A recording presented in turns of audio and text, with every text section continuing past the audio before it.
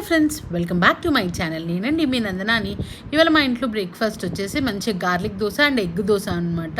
సూపర్గా ఉంటాయి కదా రెండు. గార్లిక్ అని ఎందుకులేండి, మంచి మనం తెలుగులోనే మాట్లాడుకుందాం. వెల్లుల్లిపాయ కారం దోశ అనమాట. మంచి వెల్లుల్లిపాయలు దంచేసి కొంచెం ఉప్పు కారం వాటర్ వేసి కలిపేసి పక్కన పెట్టేసుకుంటాను. సూపర్ టేస్ట్ ఉంటుందండి గార్లిక్ ఫ్లేవర్తో. అంటే ఎప్పుడు తినేలాగా రెగ్యులర్ దోశ కాకుండా బాగుంటుంది కదా. అండ్ నెక్స్ట్ ఇంకా ఎగ్ గురించి పెద్ద చెప్పాల్సిన అవసరం లేదు. ఎగ్లో కొంచెం ఉప్పు కారం వేసేసి కొట్టేసుకోవడమే. తర్వాత మంచిగా దోశలు వేసేసుకొని తింటే డిన్నర్కి సూపర్ ఉంటుంది కదండి. అండ్ ఎప్పుడు చేసే రెగ్యులర్ దోశ కాకుండా ఇలా కొంచెం డిఫరెంట్గా చేస్తే కయ్యి అనకుండా తింటారు అనమాట ఇంట్లో వాళ్ళు.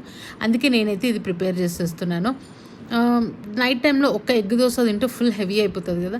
సో అందరికీ ఒక్కొక్క ఎగ్ దోశ అండ్ ఒక్కొక్కటి సింపుల్ ప్లెయిన్ దోశ మీద కొంచెం గార్లిక్ కారం రాసేస్తే 2 దోశలు సరిపోతాయి అనమాట. డే టైంలో అయితే ఇంకెక్కువ తినచ్చు, కానీ నైట్ కదా కొంచెం తక్కువ తినాలని చెప్పేసి ఒక దోశ అలా, ఒక దోశ ఇలా. ఇదండి.